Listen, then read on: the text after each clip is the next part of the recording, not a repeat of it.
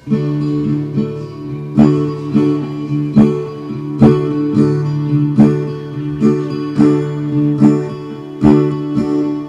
she woke up from where she was, lying still, saying, I gotta do something, now where we're going. Step on a steam train, step out of the driving rain, baby, run from the darkness in the night. Singing a la la la day, la la la la day, la day.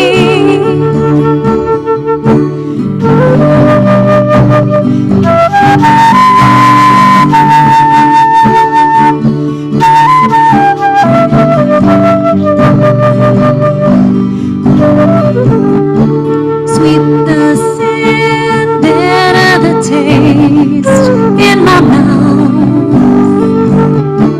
I see 7 towers, but I only see one way out.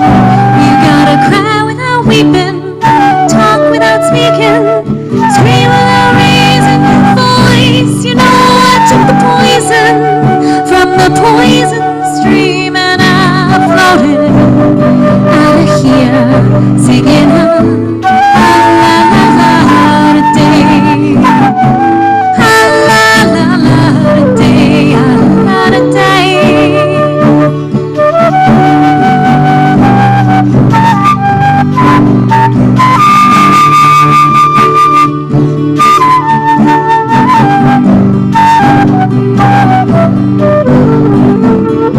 She runs to the streets with eyes painted red, under a black belly, a cloud in the rain. And through a doorway, she brings you white golden pearls, stolen from the sea. She is raging, and the storm blows up in eyes.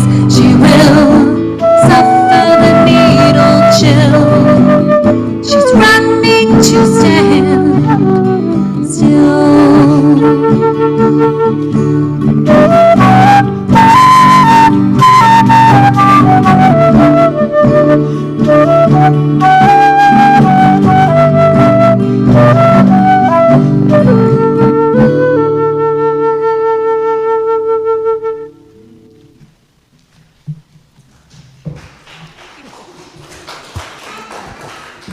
I hear there's been this whole debate about whether or not clapping is appropriate in church.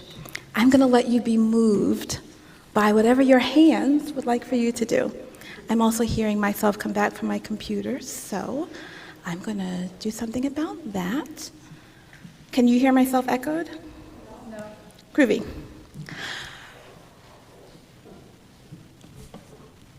Our opening words come from someone who's not me. Here is where we gather in the presence of the sacred. Here is where we gather to experience the holy. Here is where together we face the unanswerable questions and acknowledge that not knowing is as sublime as it is frustrating. Here is where we unite in the midst of life and all the glories and sufferings it can hold, knowing both are ever present. Here is where we ask, think, risk, discuss, ponder, and offer what might not be welcomed or even acceptable somewhere else. Here is where, if we allow it, we are deeply moved. Here is where we encounter each other in deep and powerful ways that surprise us, yet without which we will not survive. Here's where we gather to worship, to experience something happen, perhaps something different, uncategorized, unusual, and yet absolutely necessary. Here, we are so gathered, our minds, our hearts, and our souls. Good morning and welcome to the Unitarian Universalist Congregation of the South Fork. Whoever you are, whatever your name for the sacred, whomever you love, wherever you are on your life's journey, you are welcome to bring your full self here. I am the Rev Kimberly Quinn Johnson. Our musicians this morning are Emily Weitz and Megan Shafsky. Our tech hosts this morning are Kent Martin and Donna Sutton. If you're joining us online, know that you have access to closed captioning. If you're joining us here in the meeting house, we have hearing-assisted devices, if those would be helpful for you. Wherever you are, now is a good time to silence your devices and to settle into this experience, free from distractions. Do we have any visitors who would like to introduce yourselves this morning? I see hands.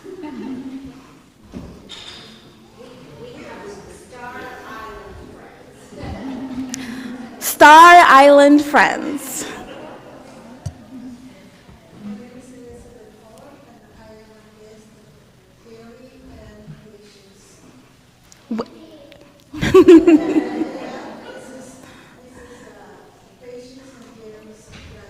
Yes.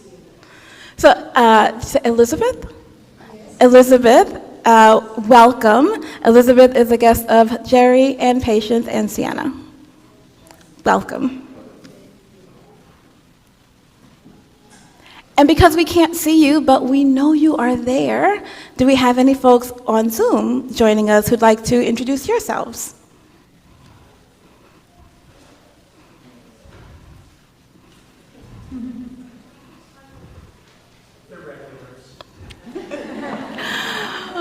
Wherever you are, we want to exchange an exuberant welcome. And so we take this time early in our service to welcome each other, to stand, shake a hand, maybe an elbow, either in person or using the chat on Zoom. Upsy daisy.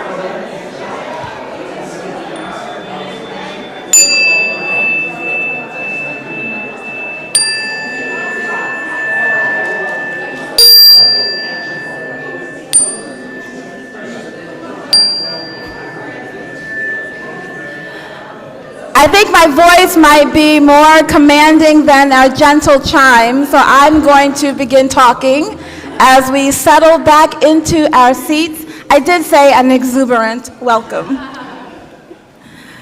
This morning, as I read the words, our chalice will be lit by Myra, one of our guests. We seek our place in the world and the answers to our heart's deep questions. As we seek, may our hearts be open to unexpected answers. May the light of our chalice remind us that in this community of warmth, of wisdom, and welcoming of multiple truths. Thank you. And our first song that we hope we'll sing together, you have the words as an insert in your order of service, is Blown in the Wind. Please do rise as you feel willing or able. So Kimberly, I'm going to just say those couple words that so as we were deciding about what hymns to share today, this one obviously is not in your hymnal, but we've all known this song all of forever, but I was so blessed to get to sing, to play and sing backup for Becky Genia of the Shinnecock, and she, Megan put me in touch with her, and she told me a story about this song that she had learned, had sung it and kind of learned it with Peter Yarrow, and he told, of Peter, Paul, and Mary, and he told her that it was a sacred song, and then she, this, elder of the Shinnecock Nation, received that wisdom that this is a sacred song, and it became a sacred song to her, and when she sang it and played it with me, she passed on that knowledge and truth that it was a sacred song. So I thought it could be a sacred song for all of us. So let's all sing together.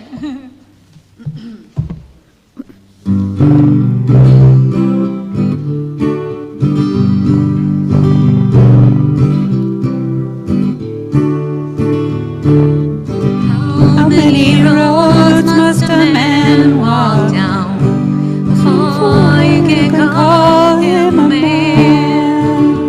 Yes, and How many seas must a white dove sail before she can sleep in the sand?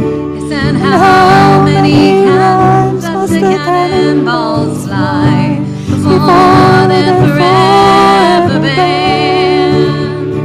The answer, my friend, is blowing in the wind. The answer is blowing in the wind. Yes, and how many years must a mountain exist before it is washed to the sea? Yes, and how many years can some people exist before they're allowed to be free? Yes, and how many times can a man turn his head and pretend that he just doesn't see? The answer, my friend, is blowing in the wind. The answer is blowing in the wind. Yes, and how many times must a man look up before he can see the sky? And how many years must one man have before he can hear people cry? And how many deaths will it take till he knows that too many people have died? The answer, my friend, is blowing in the wind. The answer is blowing in the wind. One more time.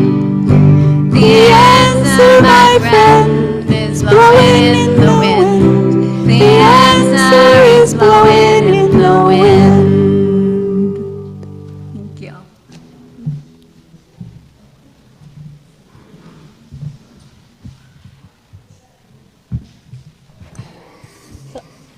Our story this morning is on your screen. I hope that you can see that. I'm doing a little, can you see? So, it might actually help. I think the cord will stretch. We should have thought of this 10 minutes ago.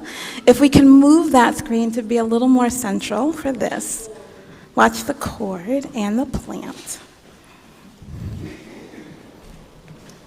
This will give me a moment to lubricate my mouth. Since we're talking about questions, The Girl with Big, Big Questions, written by Brittany Wynn Lee, and there we go, illustrated by Jacob Suva.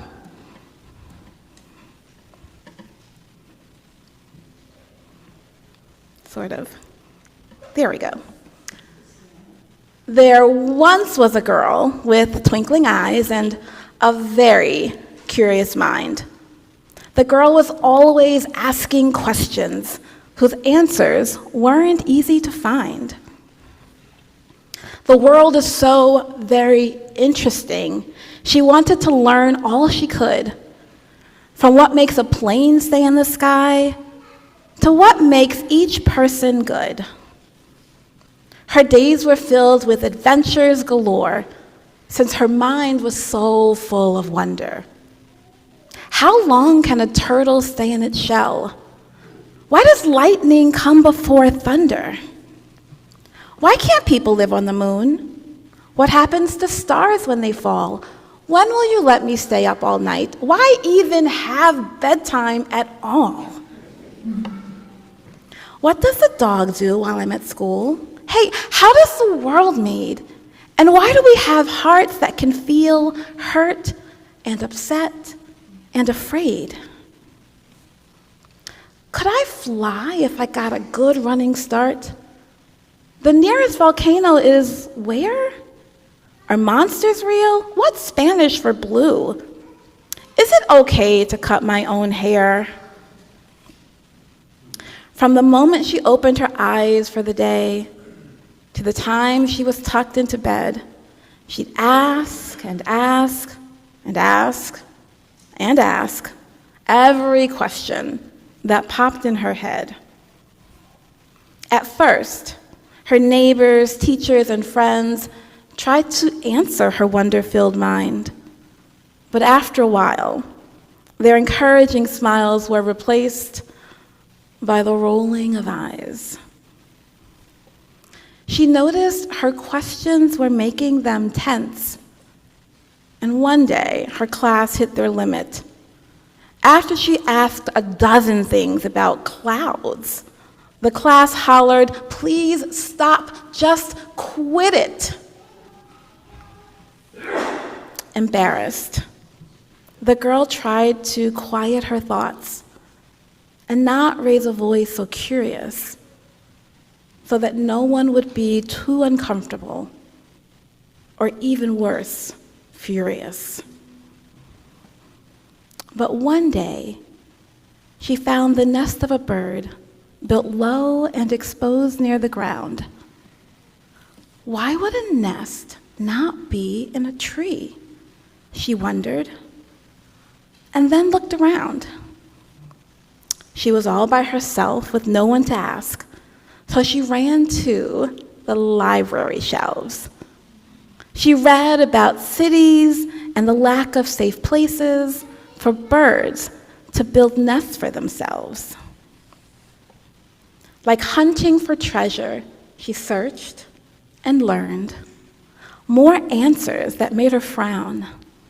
With an urgent report, she announced to her class, "There are not enough trees in our town." The class, now moved by this information, asked questions about how to embark on a project to help both the birds and their neighbors by planting more trees in their parks. The girl knew then that big questions are good. The answers aren't just things to know. They are things to discover alongside each other. Asking questions is how we all grow.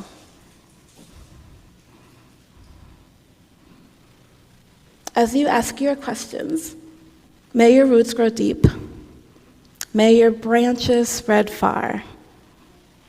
May you find the world to be a wonderful and curious place. And may you leave it better for those who follow. I think we have some children that we might officially sing off to our play area. And to do that, we'll just join together in singing hymn 413. Those words are printed in your order of service. Go now in peace.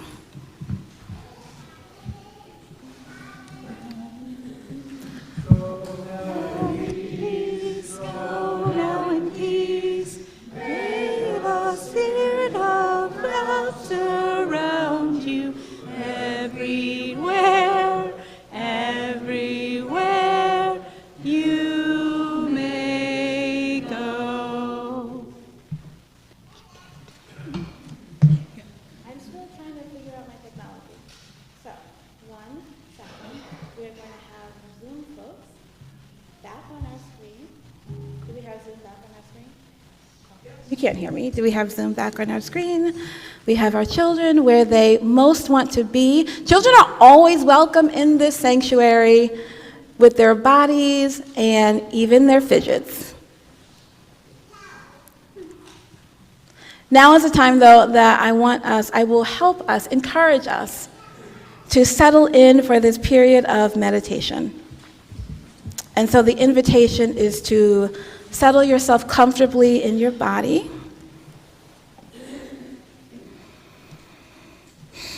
To let your breath flow as easily as it will. You might want to put your hand someplace, your belly, if that helps you to connect to that breathing. These words are from Kate Bowler and Jessica Ritchie, and they begin with a quote from Frederick Buechner. Turn around and believe that the good news that we are loved is better than we ever dared hope. And that to believe in that good news, to live out of it and toward it, to be in love with that good news is of all glad things in the world, the gladdest thing of all.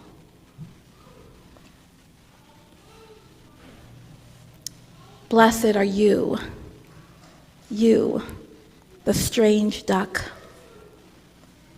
you with the intense hobbies, or the collection of movies, or mugs, or sneakers, you with the hometown or the home team that makes you very, very proud. Not everyone will get it, but these are the things that bring you delight, that let you swim around in the weeds of who you are. Blessed are you who have found your people, the ones who understand you or who seek to, the ones who are up for the adventure or the hunt or the search. Blessed are the details of your life, the specificities that make you, you. The things you notice and the places you want to visit, the eBay search you return to time and again, the convention that has been on your calendar for months. No matter how quirky or random or obscure, you, my dears, you are a marvel. Let us hold this time in silence.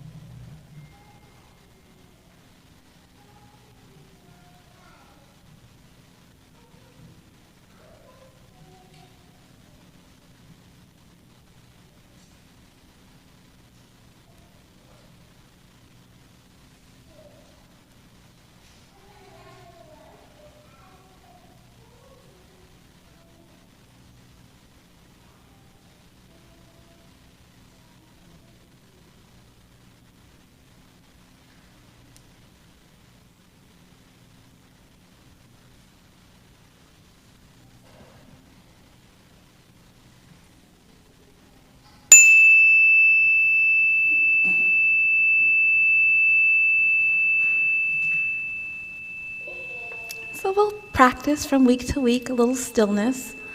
For some people, 5 minutes is interminable. And for others, you are just getting started. We take this time in our service each week to share our deep joy. Will circulate. It's for the life of this congregation inside of our walls. There are lights and air conditioning and electricity. The basket in the back of the room is for our Helping Hand Fund, which helps us to serve others in our community, a portion of which goes to our minister's discretionary fund, which serves individuals in immediate need. At this time, you are also invited to light your own silent candle. And if you have a question for our question box later and have not gotten it to me, there are index cards and pens and an actual question box in the back of the room. Whatever you do with your body, however much you give, it will be gratefully received.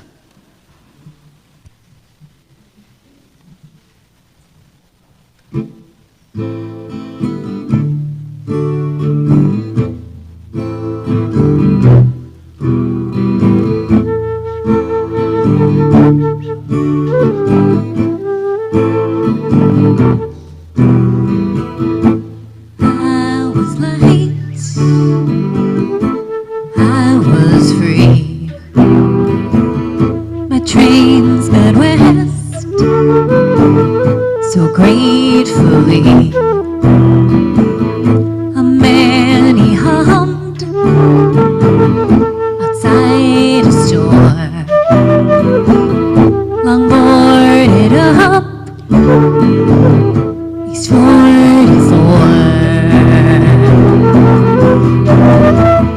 But I kept going, jacket tight, and I passed over your dwindling light. I waited for the light to change. I sensed his nerves, I felt his pain. I heard him hum, he brushed past me and stepped into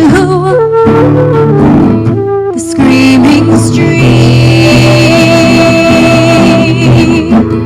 But I kept going,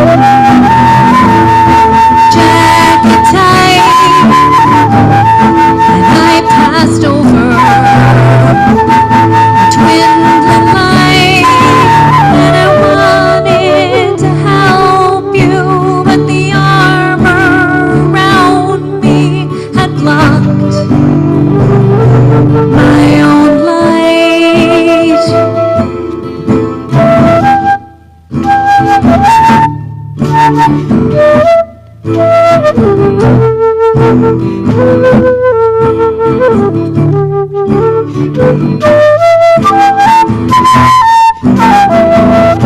I met her in that dangerous place, the place of ghosts, her shadowed face, like looking at a mirror where she could be me. I could stand there, but when I fell, there was a net, and when she falls,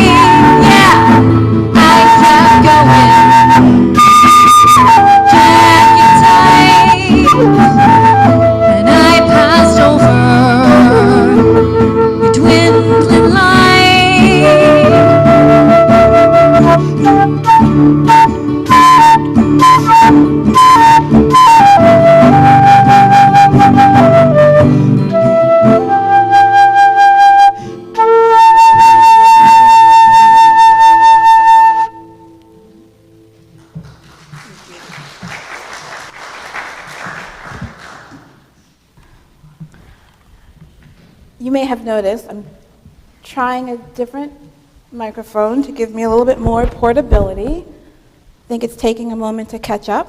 And is it working? Yes. So you might have noticed from your order of service that that song, Dwindling Light, was written by Emily White. So question box. Some people say that the question box service is sort of a lazy preacher service to not have to do a sermon. Not always entirely true. Because it is actually my commitment to you to answer your questions as truly and honestly and faithfully as I can. And because I asked you to submit them ahead of time, if you knew what they were, it actually did mean that to take them seriously, I had to do a little bit of preparation. And so I have a handful. Do we have any in the back that are new? No. Okay. Ooh, there are. I'll just take the whole box. Okay. Okay. Just one. Okay. Whose question was that?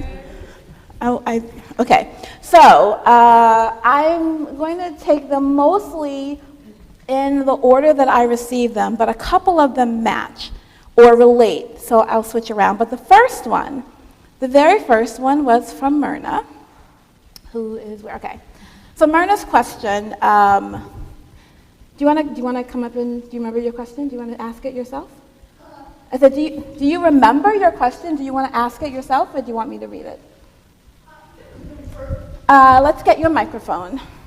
Let's see, can I take one of these and easily put it back? Okay, yes.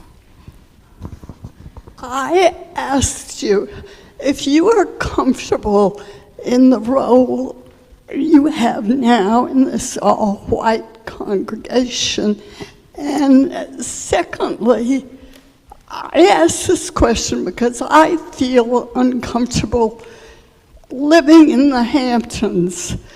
I asked, are we living in a ghetto of white privilege? And how can we make our congregation more diverse? Yes. So, I'm going to just use that. It's much easier. I think it's probably easier for you to hear. So I think that I want to start with that question actually with the description of it as a ghetto of the Hamptons. Because ghettos are historically, right, they're places where oppressed people are forced to live. There's actually nothing forcing us, or I can't, as much as I like, I can't do two microphones. So I'm going to turn that one off and take it off, lest I make a mistake. Okay, so there's nothing actually, I think, forcing people here to be in a ghetto of homogeneity, right? So I think what I would say is that it is incumbent upon people who want to have a congregation and a life and a community that is more diverse to actually do something to surround ourselves by people who are different, right? And even I think when I think about what it means for the congregation, how do we make this congregation more diverse? Which is a question people have been asking for the entire decade that I have been here. Presumably, people were asking before I got here, and then you hired a black minister and thought, well, maybe we did it. And sadly, we see that we have not. So I think one of the ways that I would think about, that I try to think about and encourage people to think about how to make our community more diverse is to de-center ourselves and our own perspectives and our own comfort. So if I want to make my own life more diverse, one of the ways that I can do that is to de-center myself and my own perspective. But I think it also means asking ourselves why. Why do we want the diversity? Do we want the diversity because we think it's a cool thing? Do we want the diversity because it helps us check a box? Do we want the diversity because we need bodies to be in this community to help us do the work of it and with the money of it? Do we want diversity because we believe in beloved community and a world with a lot of shared perspectives? And if what we want are shared perspectives, then I think I would encourage us to go out to where those perspectives and experiences are, rather than expecting them to come here. Does that make sense? Maybe we will go out to where those perspectives and experiences are, and we will be in relationship with people and discover that, there's some things that they would like that we don't do. We could do those things here. I don't think it would work for us to think that we know what people want without actually being in relationship with them, and then do those things and then be sad that those people haven't come. So that's like my very long answer. I probably need to make these shorter, or we're going to run out of time. Okay, so Mark had a question, which was really a twofer. Do you remember your question?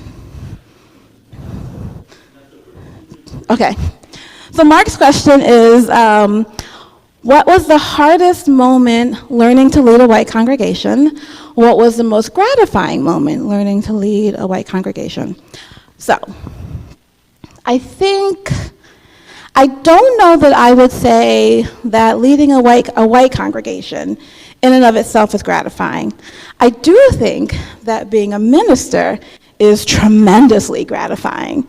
I get to be with people and accompany people in the intense joys and the deep sorrows, and even just the mundane things of their lives. It's a different kind of relationship than we have with family or friends or coworkers.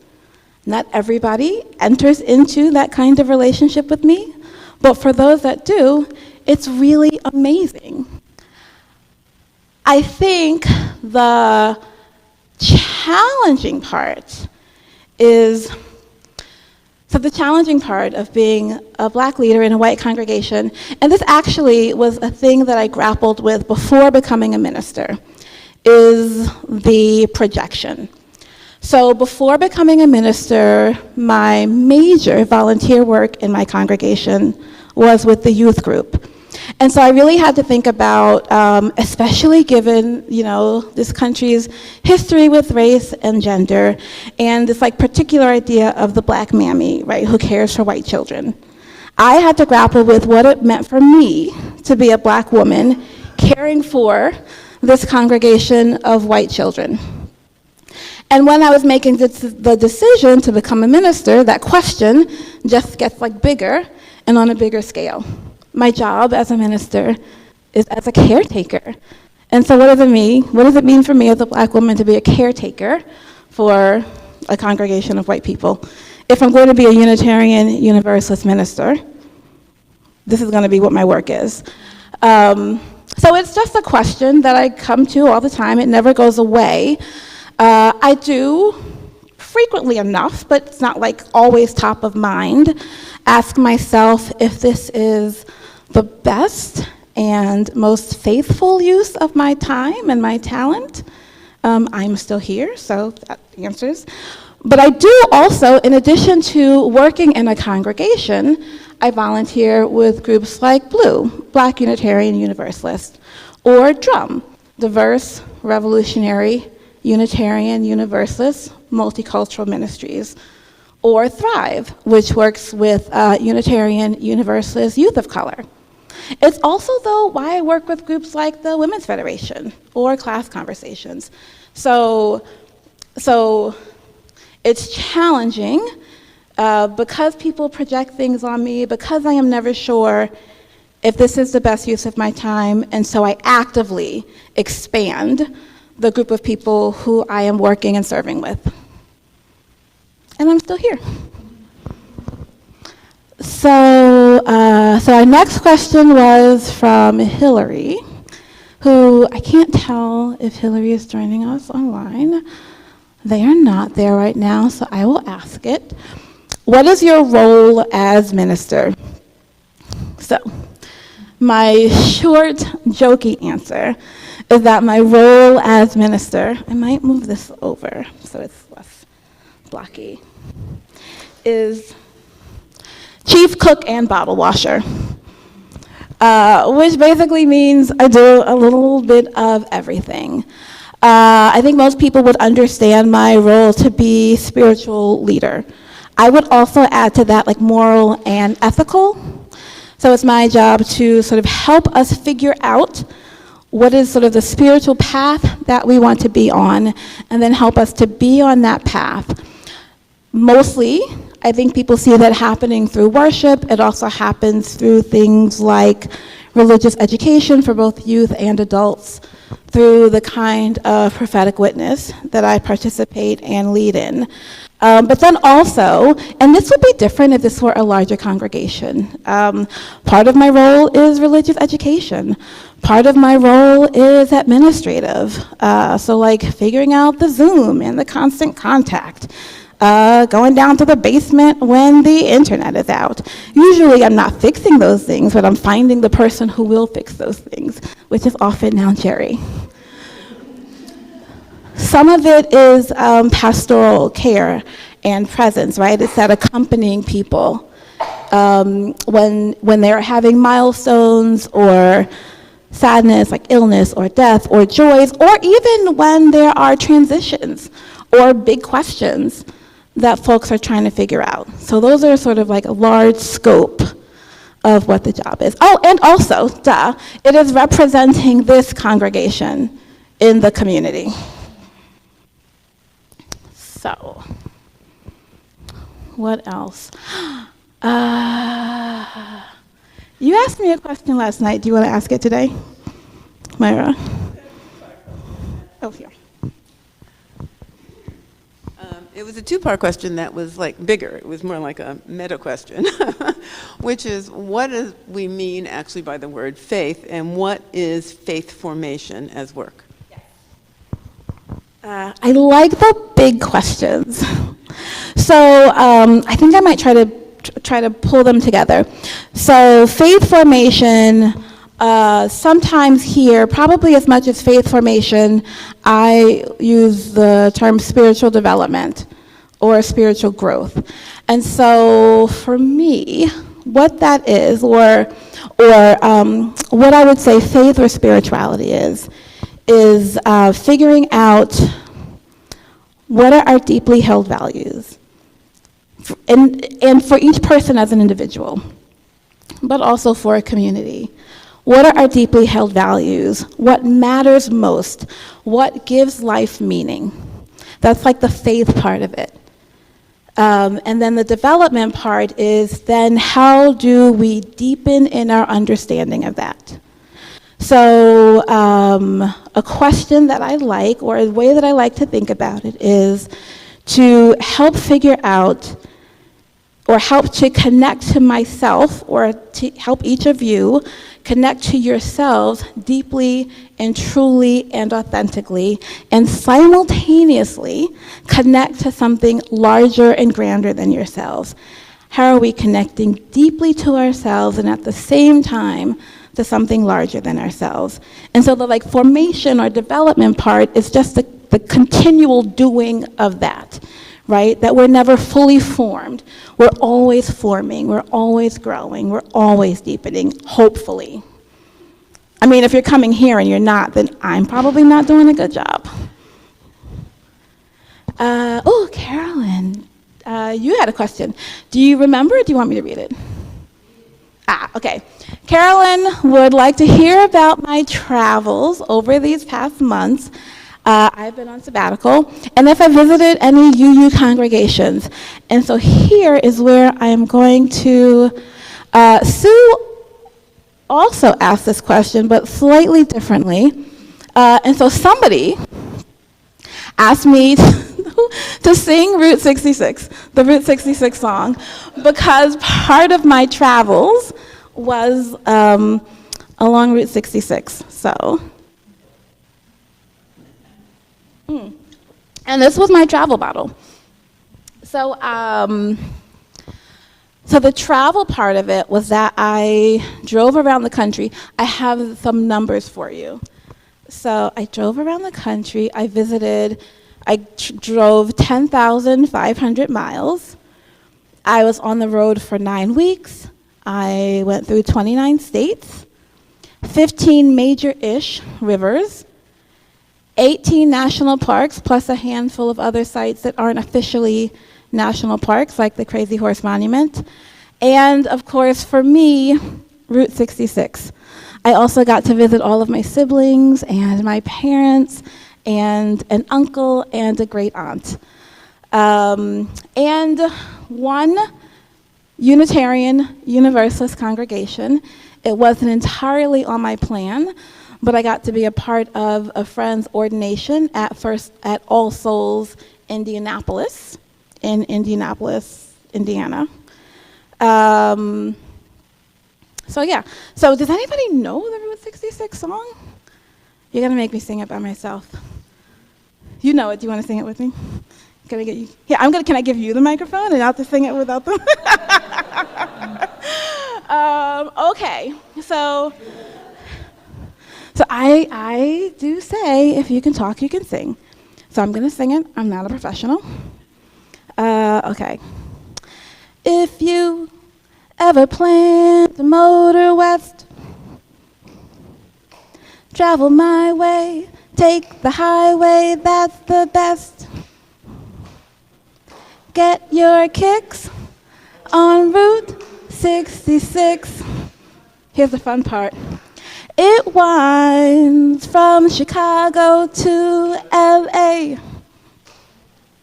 More than 2,000 miles all the way. Get your kicks on Route 66. This is the fun part. Now you go through St. Louis, Joplin, Missouri, Oklahoma City looks mighty pretty. You'll see Amarillo, Gallup, New Mexico, Flagstaff, Arizona, don't forget Winona, Kingman, Barstow, San Bernardino. Once you get hip to this timely tip, when you make that California trip, get your kicks on Route 66.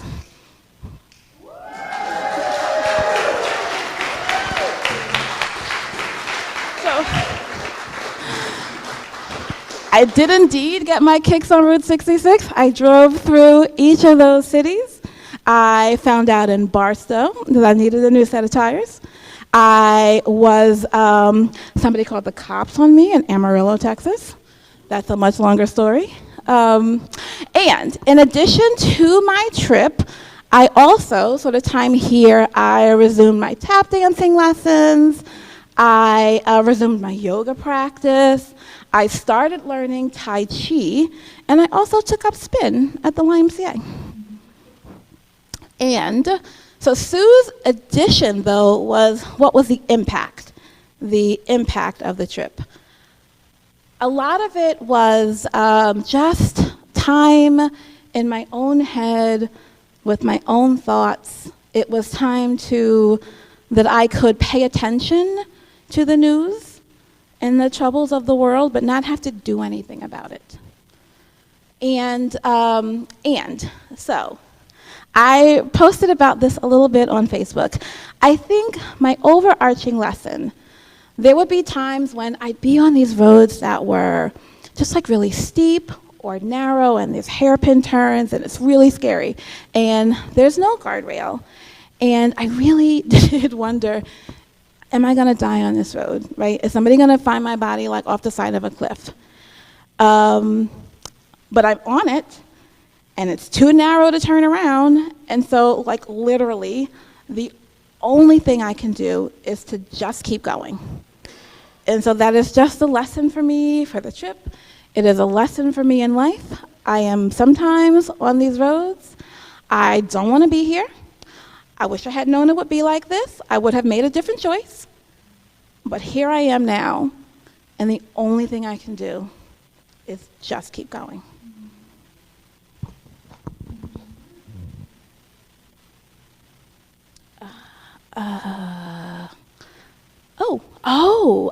You asked like 3 questions, Sue.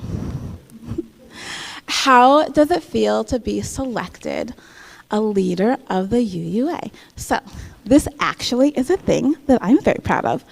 I was elected with a partner, Bill Young, to be a co-moderator of the UUA, which means that we essentially chair the board of the denomination. We sort of facilitate General Assembly, which is the opportunity for UUs around the country to come together to do the business of the association. But it also means year-round that we, along with the rest of the board, but we as leaders of the board, we hold the mission and vision of the faith. And so a lot of that is around resources, right? It's like, how do we prioritize our resources? There are a million things that we could be doing. There are a million needs in the world and needs in the country. And the reality is that we cannot do them all, and we absolutely cannot do them all well. And so part of our job is to help us to prioritize how do we use our resources well and wisely, and how do we keep ourselves focused and aligned to mission. And so I'm really excited. This is the feeling part, and gratified that people have trusted us with this responsibility. The other big leadership thing that happened for me at General Assembly was the Unitarian Universalist Women's Federation named a leadership award after me. This is the award itself, and I just, point of privilege, I'm just gonna read what they say, and then I will never bring it up again.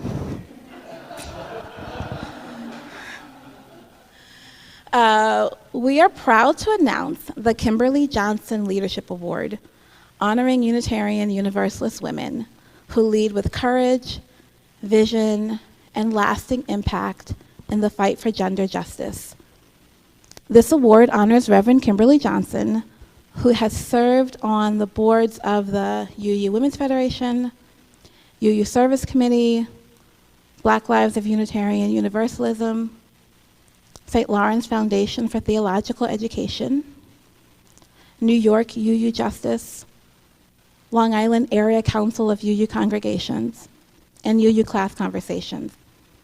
In all of these roles, Kimberly has brought wisdom, tenacity, and purpose that propelled each organization forward in ways they would not have done without her. She also actively mentors UU seminary students and clergy.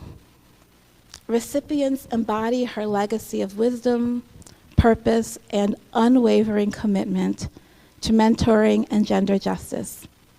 Women who are given this award have demonstrated the generous, ongoing leadership exemplified by Reverend Johnson. That is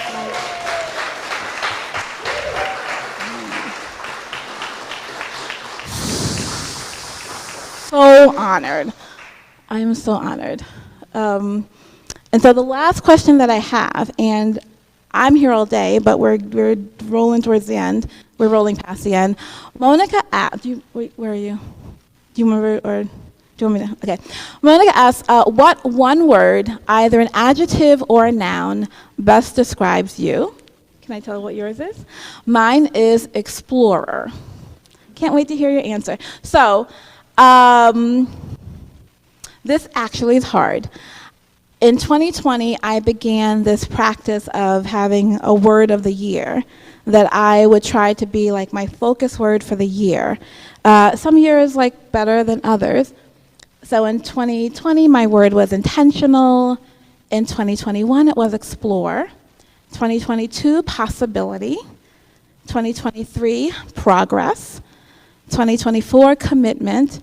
And my word for this year, that is like my focus word that I'm supposed to be coming back to and meditating on, is embrace.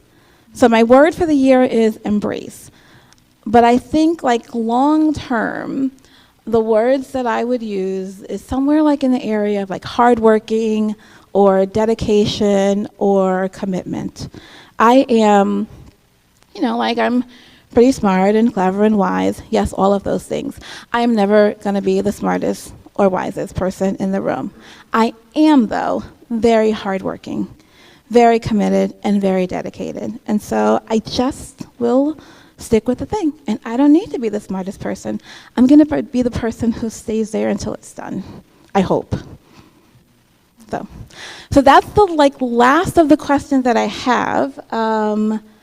Shall we wrap up and move on, or is there one last thing? We will wrap up and move on. This is fun. When I first got here, one of the things that I would hear, and I would just get so mad at it. People would say, "Oh, we just don't know you. We just don't know anything about you." And I would just be like, "Oh, but I'm up there every Sunday, and I'm preaching, and I'm saying something about myself every week." And at the same time, when I got out of my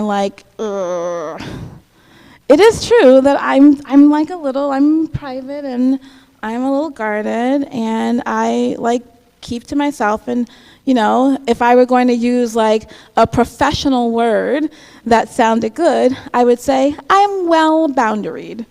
I am well boundaried, but I'm also really private, and so it is fun to say a little bit about myself and what I have been doing, and also know this is probably the last time that this will happen in a really long time. But you all know where to find me.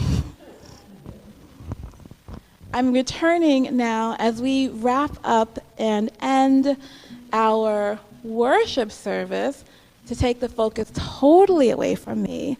I want to invite all of us to sing together the second song that is on the insert in your order of service. You might notice there was a movement theme in our music this morning. I'll fly away. I'm not flying away. Yeah, everyone's Oh, you need your microphone.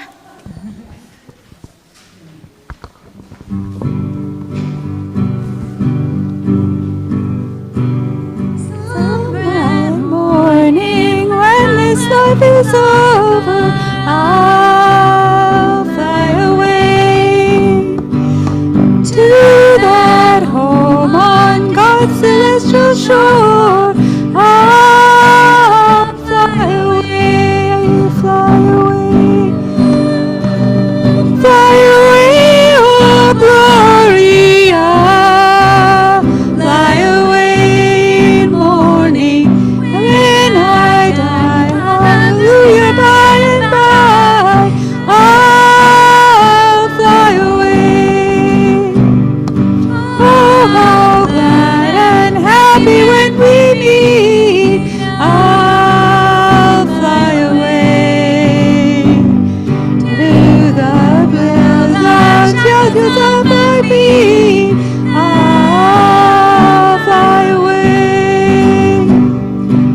I'll fly away, oh glory.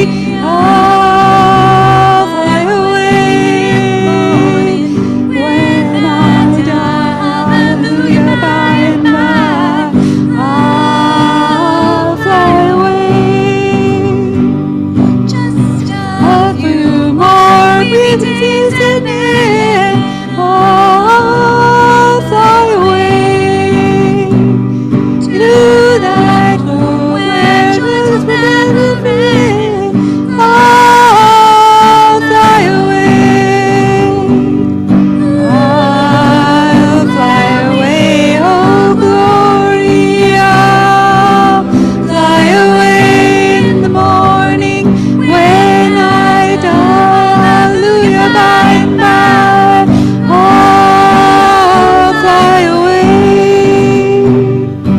I'll fly away. One more time. I'll fly away. Love that song. We hope you'll join us next week. It's Independence Day weekend for an exploration of progressive patriotism. Our musician then will be Carolyn Doctorow, who's somehow escaped the room. And we hope you'll join us after this service today for some fellowship in our fellowship hall. My benediction is to go well, be a blessing as we extinguish our chalice with the unison words in your order of service. We extinguish this flame, but not the light of wisdom, the warmth of community, or the fire of commitment. These we carry in our hearts until we are together again. Please have a seat. Enjoy this closing song, Wildflowers.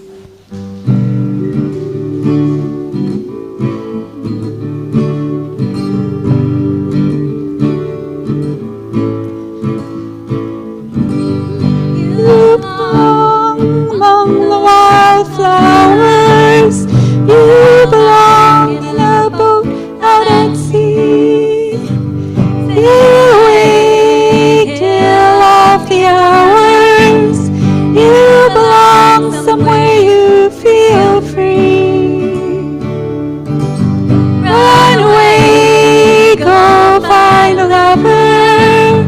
Run away somewhere about you. I've been seeing no other who compares with you. You belong among the wildflowers. You belong in a boat out at sea. Run away from your trouble and worry. You belong somewhere you feel free.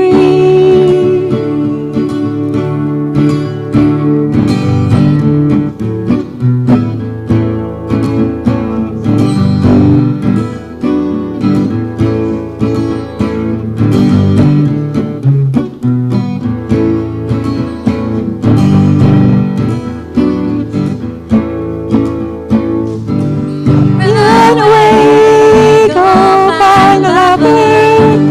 Run away somewhere about you. I've seen no other who compares with you.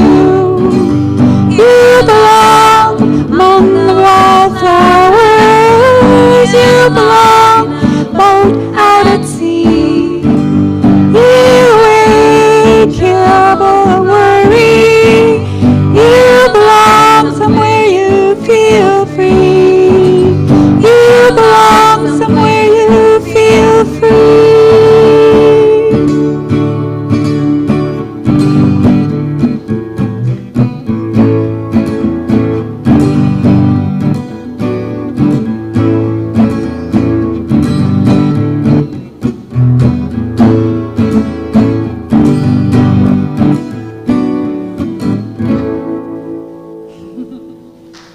Thank you.